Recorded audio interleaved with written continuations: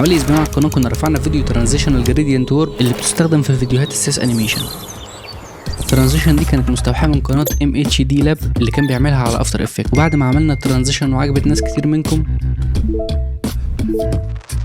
لقينا حد بعت على جروب التليجرام فيديو لنفس القناه فيها ترانزيشن جديده لفيديوهات السيس انيميشن، وعايزنا نعمل الترانزيشن دي على فيوجن. فيلا نبدا شرح الترانزيشن دي على فيوجن. لكن قبل ما نبدا يا ريت تدوس لايك، تصلي على النبي، تشترك في القناه وتشترك في جروب التليجرام. جروب جميل جدا وهيفيدك جدا لو انت شخص عربي بتستخدم برنامج دافنشي. طيب خلونا نبدا في الترانزيشن على طول. والترانزيشن اللي معانا بتتكون من 3 خطوات مهمين جدا. الخطوه رقم 1 معانا وهي ان احنا هنحول الصوره بتاعتنا من الشكل ده لشكل الدوائر اللي قدامكم ده، وده هعمله باستخدام افكت الراسترايز من كروكودوف. يعني كده لازم تكون شغال على النسخه 21 من برنامج دافنشي. هاجي ادوس اد، هبدا اوصل الافكت على الصوره بتاعتي، هاجي اعرض الافكت، هلاقي ان الصوره بقت بالشكل ده. هتيجي على صفحه الكلر وتختار الشيب كلر، بدل ما هو سوليد تخليه ايمج علشان يبدأ ياخد الألوان من الصورة بتاعتك. لو جيت على صفحة الشيب تقدر تغير السيركل دي، تخليها سكوير، تخليها دايموند، أو تخليها أي شيب أنت عايزه، وتوصل الشيب في المدخل الأخضر اللي موجود معاك ده. أنا هخليها سيركل، هاجي على الكنترول، هاجي على التشانل، يا إما تخليها لومينانس أو تختار اللون السائد اللي معاك في الصورة، يا إما تخليها ألفا. أنا هخليها ألفا علشان يخلي لي الكور دي كلها قد بعض، لان انا دلوقتي مختار لومينانس، فاي حاجه قريبه للابيض هو بيكبر فيها الدوائر، اي حاجه قريبه للاسود او رايحه ناحيه الاسود هو بيصغر فيها الدوائر. فهخليها الفا بحيث ان الدوائر كلها تكون متساويه. بعد كده اقدر اجي على الشيب، اجي على الشيب سايز، اقدر اتحكم في الفواصل ما بين الكور. انا بس هعمل فاصل زياده ما بين الكور. لو عايز الكور بتاعتك ما تكونش مقصوصه في النهايه كده، تقدر ترجع على الكنترول، تيجي على السنتر وتحركه شويه كده بحيث ان الكور تكون معاك مظبوطه على احرف الفريم بتاعك. وبرضه هنعمل الموضوع ده في الواي بحيث ان الكور تكون مظبوطه معانا. طيب لو هي مش مظبوطه اقدر اصغر السايز بتاع الكور شويه وانزل دي كده شويه. انت بقى ابدا ظبط فيها علشان تديك الكور مظبوطه على الاحرف بتاعتك. ودلوقتي بعد ما عملنا الافكت ده لازم نعمل منه اكتر من نسخه بالوان مختلفه. هاجي على النودات دي، ادوس كنترول سي، كنترول في، كنترول في، كنترول في، كنترول في. انا هعمل 5 نسخ وكل نسخه هخليها بالوان مختلفه، لكن هخلي عندي نسخه واحده بالالوان الاصليه اللي معايا. هاجي على اول نسخه اضيف كلر كوريكتور، اوصل كده الراسترايز بالكلر كوريكتور واخلي لونها مايل ناحيه البرتقاني شويه. بعد كده على تاني واحده هتضيف افكت اسمه بوسيدو كلر. الافكت ده بيفصل لك الRGB ويخليك تتحكم فيهم بالدرجات اللي انت عايزها. مثلا انا هسيب الكور بتاعتي بالدرجات دي، وطبعا انت ابدا اغير في الحاجات دي لحد ما توصل للون اللي انت عايزه. ثالث افكت معانا اسمه انفيرت كلر، هوصل الصوره بتاعتي بالانفيرت كلر، هيديني الالوان دي، واقدر برضو افصل اي تشانل بحيث ان انا اوصل للالوان اللي انا عايزها. ورابع افكت معايا اسمه فولس كلر، هبحث عنه، اوصل الراسترايز بالفولس كلر واجي على المود بتاعه اخليه كرييتيف وابدا اختار الالوان اللي انا عايزها.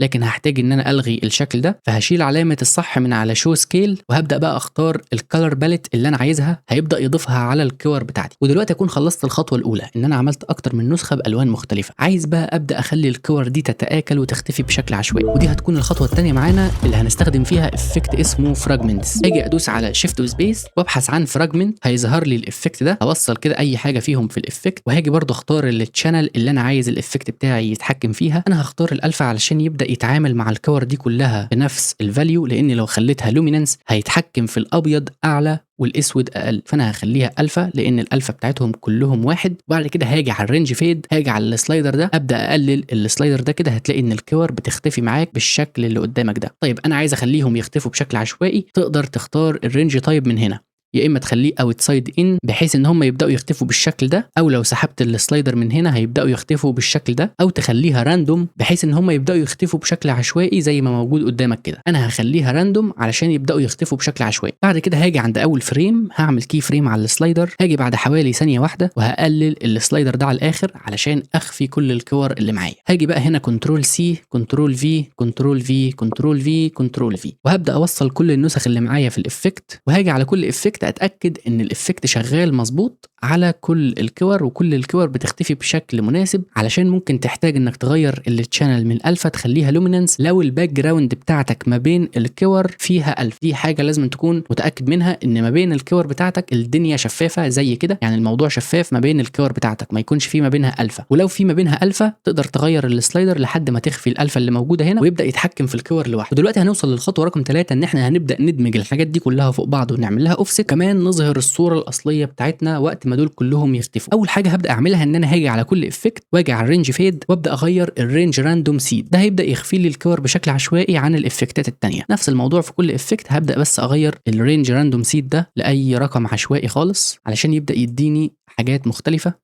طبعا في افتر افكت في تحكم اكتر من كده باستخدام افكت البلوك ديزولف، عندهم تحكم اكتر من كده، لكن احنا هنا ده التحكم اللي عندنا صراحه، ما لقيتش تحكمات اسهل من كده، لكن بتقضي الغرض وبتطلع الافكت بشكل جميل جدا زي ما هنشوف في النهايه. بعد ما غيرت الرينج راندوم سيد فيهم كلهم، هبدا اغير برضو التايمنج بتاعهم، هحددهم كلهم كده لكن مش هحدد النسخه الاصليه، وهاجي على الكي فريم هفتح ده كله كده، ابدا اغير بس التوقيت بتاعهم كلهم بمقدار حوالي 3 فريم او 4 فريم زي ما تحب، زي ما انت عايز تقدر تعمل بالشكل ده بحيث ان كلهم يبداوا يختفوا ورا بعض. فدلوقتي انا غيرت التايمنج، دلوقتي بقى هحتاج ان انا ادمجهم كلهم فوق بعض. هجيب نود المالتي ميرج وابدا ادمج كل دول مع بعض، واجي على النسخه الاصليه بتاعتي ادمجها معاهم برضو. اجي اعرض نود المالتي ميرج، بما اني دمجت الافكت الاصلي بتاعي اخر واحد فهو اللي هيكون موجود فوق. هاجي اتفرج كده على الترانزيشن، هلاقي ان الترانزيشن بقت موجوده بشكل عشوائي زي ما هو موجود قدامكم كده. طبعا الافكت تقيل جدا فيستحسن تقلل الكواليتي بتاعه البلاي باك، هخليها كوارتر. طبعا الكور هيكون شكلها غريب لكن هشوف الترانزيشن او هشوف التايمنج بشكل مظبوط. دلوقتي بقى هبدا اضيف الصوره الاصليه بتاعتي وابدا اظهرها والافكت ده بيختفي.